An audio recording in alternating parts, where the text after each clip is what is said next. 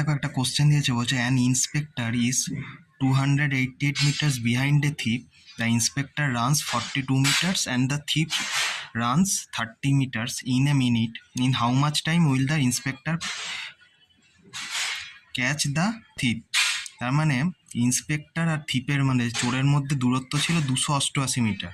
এবার কি হচ্ছে, ইন্সপেক্টর 42 মিটার প্রতি মিনিটে হিসেবে দৌড়তে আরম্ভ করলো, আর থিপ ওখান থেকে 30 মিটার প্রতি মিনিটে দৌড়তে। তাহলে এখানে বলছে যে ইন্সপেক্টর কতক্ষণে ওই চোরটিকে ধরতে পারবে।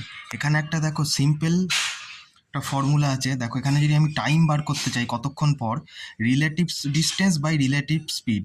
রিলেটিভ ডিস্টেন্স কতখানে দেখো 288 মিটার বলেছে, আর রিলেটিভ স্পিড এখানে দেখো দুজনের গতিবেগের মধ্যে ডিফারেন্সটা দেখো 42 - 30 হচ্ছে 12।